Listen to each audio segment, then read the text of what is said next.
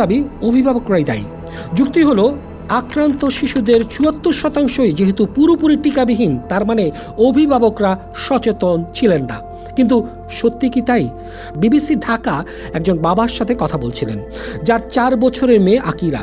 প্রথমে সাধারণ জ্বর, তারপর হাম, তারপর লাইফ সাপোর্ট, আর শেষে মৃত্যু। সেই বাবা বলছিলেন তিনি বারবার চেষ্টা করেছিলেন পরিবারের সবাইকে টিকা দেওয়াতে, কিন্তু হাসপাতালে গিয়ে দেখেন উপচে পড়া ভিড়, টিকা নেই, তাকে ফিরিয়ে দেওয়া হয়েছিল। আর সবচেয়ে নিষ্ঠুর সত্যটা কি জানেন? আকিরা সম্ভবত হামটা পেয়েছিল ওই হাসপাতালেই, কারণ সে সেখানে ভর্তি অবস্থায় ছিল। আর হাসপাতালটাতে তখন হামের রোগীতে উপচে পড়া ভিড়। আমার যেটা ধারণা হচ্ছে, হসপিটাল অ্যাকুরেট যে ইনফেকশন, মানে হসপিটাল থেকে যে হামের যে এটা আছে, জীবাণুটা এটা শরীরে প্রবেশ করছে। এটা 20 তারিখ বা 20, 21, 22 এই যে কোনো একটা ডেটে। বাবা পরে অনুশোচনায় একদম ভেঙে পড়েছেন এবং বিবিসিকে বলেছিলেন তিনি তো বাঁচাতেই চেয়েছিলেন, কিন্তু সিস্টেমটাই তাকে সাহায্য করলো না। তাই দোষটা শুধু অভিভাবকের, এ কথা পুরোপুরি ঠিক না। দ্বিতীয় দাবি, সোশ্যাল মিডিয়ার গুজবই দায়ী। হ্যাঁ, গুজব নিশ্চয় ছিল, কিন্তু সায়েন্স ম্যাগাজিন একদম পরিষ্কার করে বলেছে বাংলাদেশের এই সংকটটা ভ্যাকসিন হেজিটেন্সি থেকে আসেনি। এখানে মানুষ টিকা নিতে চেয়েছিল, কিন্তু টিকাটাই ছিল না। তাই এটা বিশ্বাসের সংকট না, এটা ব্যবস্থার সংকট। তৃতীয় দাবি, দায়ী স্বাস্থ্যকর্মীরা। অথচ বাস্তবতা হলো এপ্রিল থেকে মাঠের কর্মীদের সাপ্তাহিক ছুটি পর্যন্ত বাতিল হয়েছে। প্রতিদিন 18 ঘন্টা করে ডিউটি। স্বাস্থ্যমন্ত্রী সর্দার সাখাওয়াত হোসেন তো ঈদের ছুটিও বাতিল করেছেন। ডাক্তার, নার্সরা ঈদের দিনও কাজ করেছেন। কাজেই মূল কারণটা নিশ্চয়ই এখানে না। আর চতুর্থ দাবি, বিশেষজ্ঞরা মূলত বলছেন এটাই মূলত দাবি, কারণ অন্তর্বর্তী সরকারের নীতি নির্ধারকরা সিদ্ধান্ত নিয়েছেন ভুল।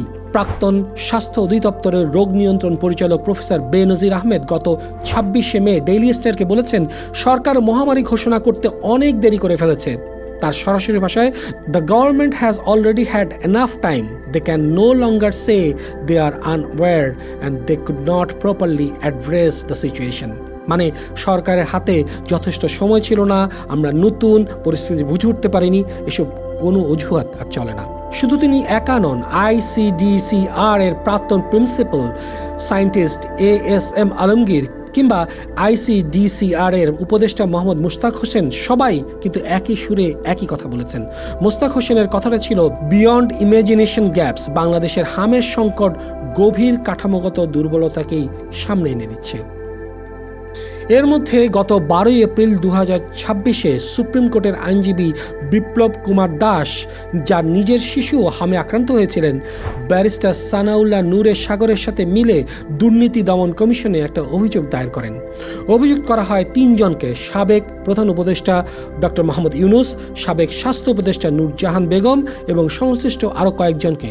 অভিযোগটা হলো ভ্যাকসিন কেনায় অনিয়ম আর সময় মতো টিকা না কেনা, অথচ স্বাস্থ্য খাতে তখন 42,000 কোটি টাকার বাজেট ছিল।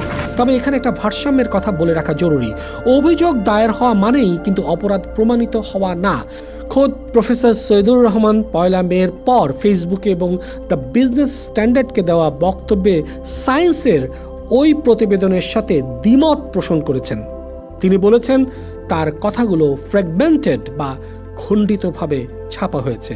আর অন্তর্বর্তী সরকারের আমলে EPI ভ্যাকসিন কেনার পদ্ধতি আসলে বদলায়নি। তদন্ত হলে সত্যিটা বের হয়ে আসবে, সেটা আদালতের কাজ। আমাদের কাজ শুধু তথ্যের দুটো দিকই আপনাদের সামনে তুলে ধরা।